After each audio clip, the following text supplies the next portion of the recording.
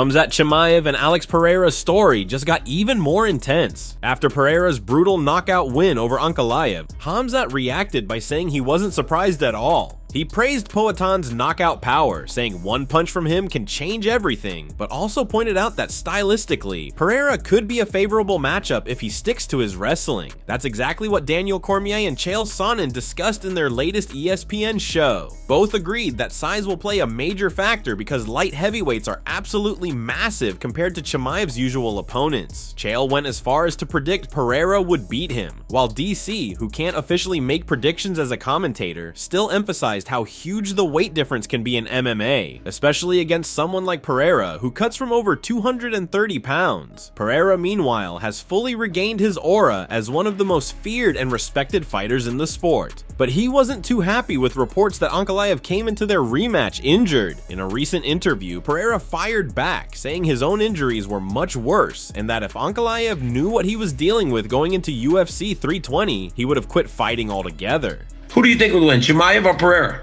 Well, geez, Pierre is so big. I do think that size matters at a certain point. Chimaev would be a problem in certain positions. But ultimately, Pierre's size, even if he went down once or he went down twice, that's a big man to drag to the canvas for 25 straight minutes. I think, I'm not putting him at the same weight. I'm putting it what they weigh right now. Pierre would beat him. Yeah, that's a tough fight to choose between the two.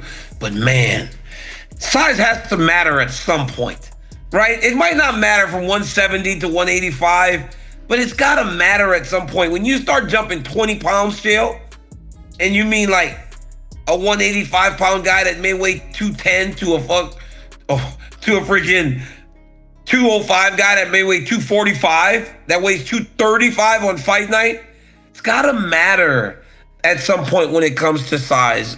You know, it has to matter, but I can't pick the fight, so I'm happy.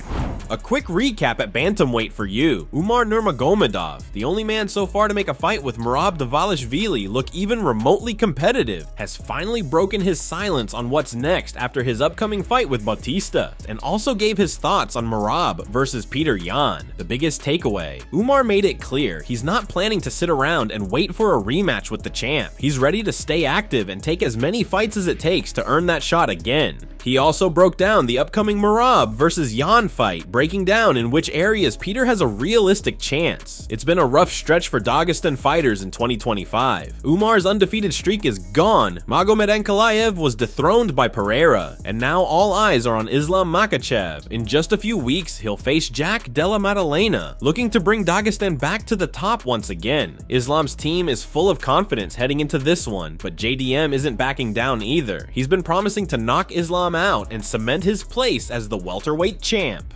Now, let's dive into Umar's interview. Merab has been incredibly active. He's going to fight again in December. It's pretty impressive what he's done. He's going to need people to fight if he keeps up this pace. Do you feel like a win here puts you in position for a rematch? We're gonna see. Maybe he'll take some rest after this fight. No, it's 4 fight in the year. It's not easy, and we're gonna see what's gonna happen after our fights. Yeah. Do you think I want to fight in January, end of the or February. I don't want to wait anybody, and it's gonna be depends on what gonna say the UFC. Yeah. Do you think Petr Yan has a chance to beat him in this rematch, or is it going to be? I think yes. He's very good on the arms, and he have always any fighter have chance, always. You know, just will depends on how he will defend from takedowns. Alex Pereira just found himself in hot water with the Russian MMA community after a new interview with Magomed Ankalaev's close friend and ACA fighter Ramazan Emeev blew up online. Speaking to the Russian outlet Usha Taika, Emeev first gave an update on Ankalaev's mental state since losing the belt to Pereira, saying Magomed feels completely empty, barely smiles, and looks constantly stressed after the loss. Then as the conversation shifted toward Ankalaev's injuries leading up to the fight, the interviewer asked a very interesting question, whether there might have been a mole inside Ankalaev's camp leaking information to Pereira's team. Emeev's answer immediately went viral, sparking debate and adding fuel to the fire in Russian MMA circles. Fans and media alike have been dissecting every word, and Pereira is catching heat for what some are calling a controversial victory over an injured and mentally drained Ankalaev.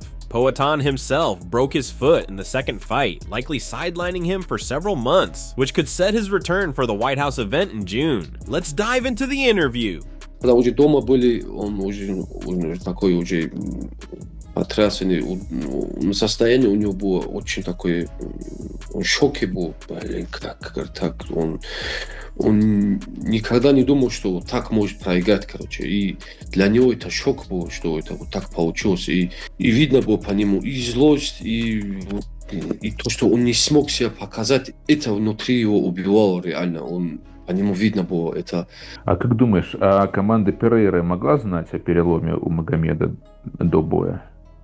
Ну, всякое может быть, потому что, в принципе, эту травму многие кто знали. Дагестане, в принципе, практически все эту травму знали, потому что все говорили об этом, он во время спарринга пропустил коленом, и все говорили об этом.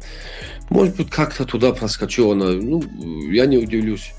Ilia Topuria just touched down in Georgia and immediately greeted his home fans before sitting down with local media, giving big updates on his upcoming title defense. The interview just dropped an hour ago in Georgian, and we've already translated it for you. That's why you should subscribe now to stay up to date on all things MMA. When asked about the possibility of his next fight being on the first Paramount card in January, he didn't hold back, saying there's a very high chance. But the real headline came when the conversation turned to opponents. El Matador made it clear he isn't focused on Arman Tsarukyan at all. His sights are locked on Paddy Pimblett, and he told the media exactly that. Not once did he mention Justin Gaethje, even though many pundits have him pegged as the next challenger. Topuria is clearly hunting big money fights, and the Paddy matchup checks all the boxes: star power, history, and hype. Sure, some critics argue Paddy might not deserve a title shot, but the truth is he's a major name, undefeated in the UFC, and facing an undefeated champion in Topuria only adds fuel to the fire. This one is shaping up to be a massive clash that fans are already buzzing about if it all comes together. Now, let's dive into El Matador's interview.